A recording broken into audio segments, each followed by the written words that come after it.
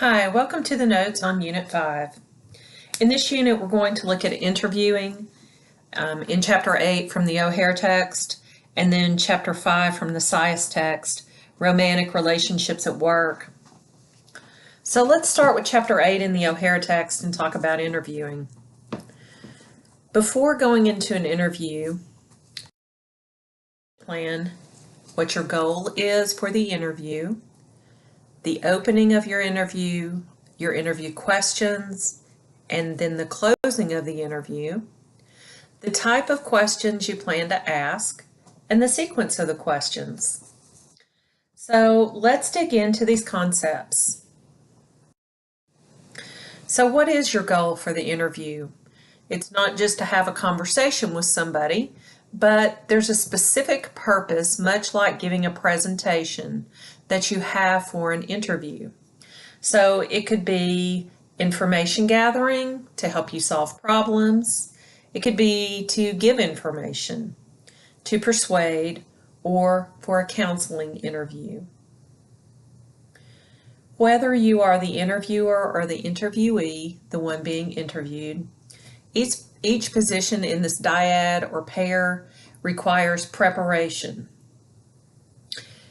It may be obvious to you about how to prepare as the interviewer, but what about the interviewee? How does that person prepare? Ask yourself these questions if you are on the receiving end of an interview. Who will interview me? What is the purpose of the interview? Where will the interview be held? When? Why am I giving or receiving information? These are relevant questions to think about before being interviewed. So for example, I'm interviewing women for a research study that I'm doing currently, and I send an invitation to them asking them to be interviewed. I introduce myself, and I explain the purpose of my study and provide all the ways that they can contact me. This helps the people that I want to interview understand who I am and the purpose of my study. Some of the interviewees that I've asked to interview ask for the questions, so I send them an advance copy.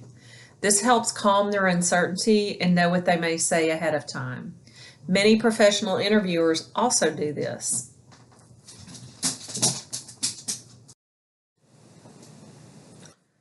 So opening the interview. There are more or less three parts is the way I look at it with opening an interview. You have an introduction, a purpose, and consent. And part of the introduction is the nonverbal. I didn't touch on that, but it's the nonverbal. So it's making contact, shaking hands with the person, setting the tone.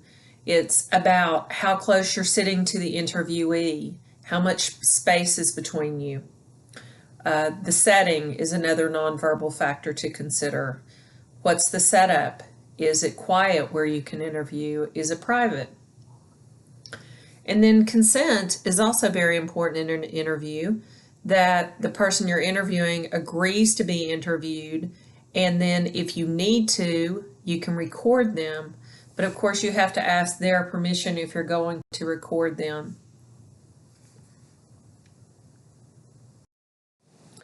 So each interview should have a scripted opening. It should have a list of questions and a closing. So you don't want to wing it in an interview, whether you are the interviewer or the interviewee. You want to be perceived as being prepared. So as I said in the opening, it contains an introduction and a credibility statement. So my introduction would be, hello, I'm Elizabeth Stevens. I'm a professor at MTSU, as I interview the people that I'm interested in interviewing. Your questions are carefully written out. They can start in general and lead to more specific questions about your topic. This is the type, depending on the type of sequence that you're using. It can go from general to specific, or you can start very specifically and move to general questions. when you're thinking about your interview questions, they should be mostly open-ended. You can use a few close-ended questions, but you need to use mostly open-ended questions in an interview.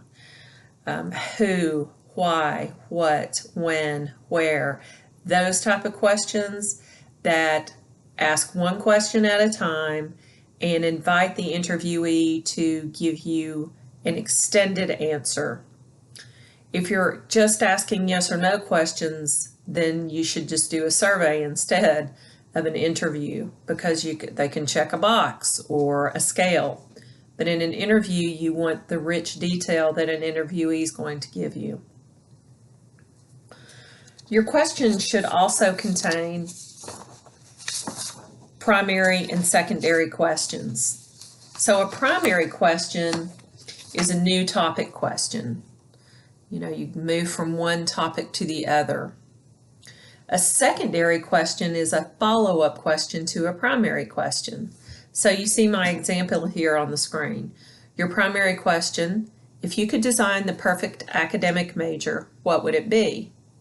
A secondary follow-up question to that might be, which courses would you include? So you're digging for more information.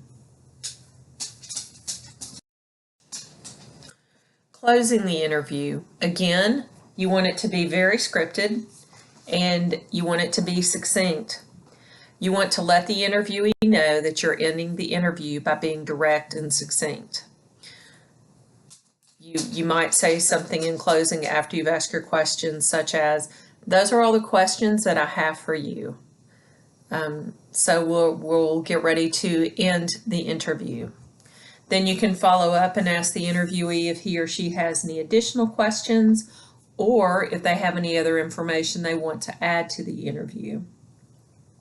And this is very important too. Thank the person for being interviewed, or thank the interviewer for the opportunity. It's very important to leave a professional impression in an interview.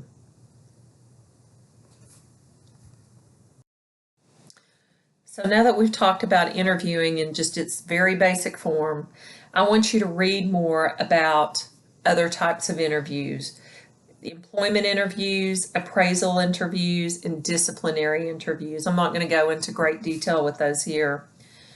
Be sure and watch the Linda video that I uploaded in Unit 5 additional links, lecture, additional resources section, because you will definitely pick up some tips for how to prepare for job interviews.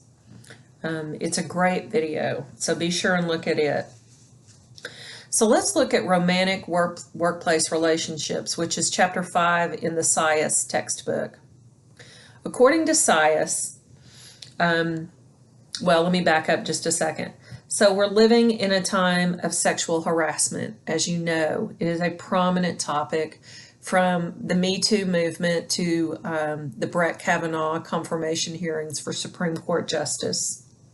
It seems like we read about sexual harassment on a daily basis, which is why this chapter in the SciS textbook is so relevant to us right now. SciS states that workplace romantic relationships have three components. They're emotional, they're physiological, and they are consensual. And that's what separates a workplace romantic relationship from sexual harassment, is the word consensual.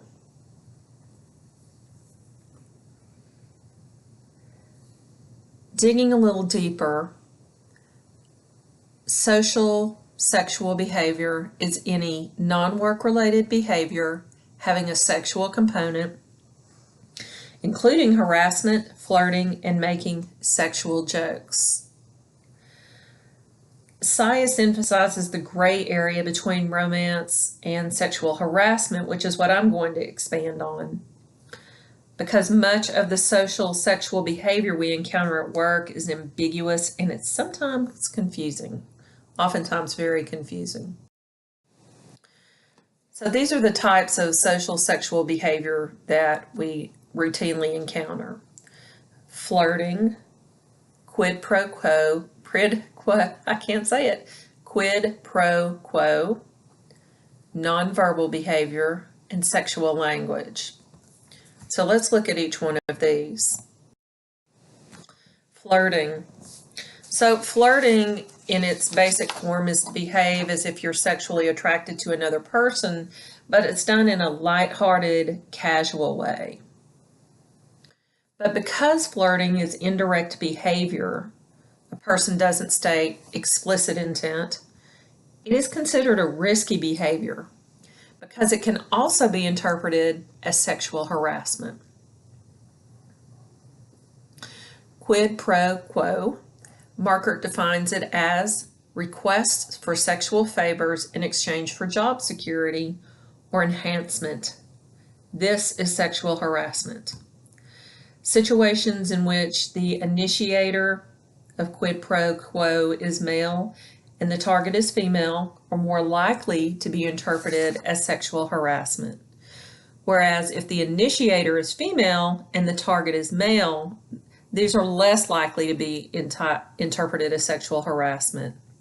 Same sex is the least likely to be interpreted as sexual harassment. Interesting findings. Another type of social sexual behavior is nonverbal behavior. This includes looks, glances, use of personal space, touch, tone of voice. So think about it. Someone can just look at you and you can tell that there's no real intent in the way they're looking at you. But think about a time when somebody gave you a longer look and seemed to look you up and down. That can definitely be interpreted as sexual harassment. Use of personal space. You know, as Americans, we don't like people too close in our personal space. So when someone invades and gets right up to you, that can be interpreted as sexual harassment. Or touch in a certain way. Tone of voice. It's one thing to give a compliment. Say, for example, that dress looks good. That's a nice dress. Or if you say it in a different way, whoa, that dress looks really good on you. You've got the tone, the difference in the tone. And so that can be interpreted as sexual harassment as well. The next type of social sexual behavior is sexual language, and this is very explicit. There's nothing implied here. This is just outright explicit or vulgar sexual comments. And you know, right when it's said, you know for sure that it's sexual harassment. You also have what Science calls confused communication, and this includes sexual joking and comments about sexual performance. Sexual jokes can be interpreted in different ways, but comments about sexual performance is always seen as sexual harassment. So Robinson and colleagues found 3 characteristics of sexual harassment that separates it from romantic relationships. First, sexual harassment is unwanted and it's uninvited. It's repetitive. It happens over and over. And it can be severe or aggressive. So if you've ever been on the receiving end of sexual harassment, you know exactly what I'm talking about here. And I've definitely been on the receiving end of sexual harassment by both males and a female boss. So I'm very aware of how it feels to be on the receiving end of that.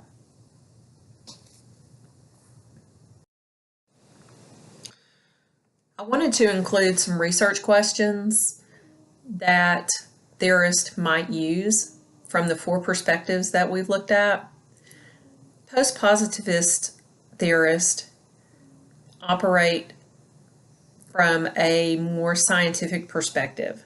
So instead of writing a research question, they would come up with a hypothesis or an educated guess about workplace romantic relationships. So here's an example of a hypothesis.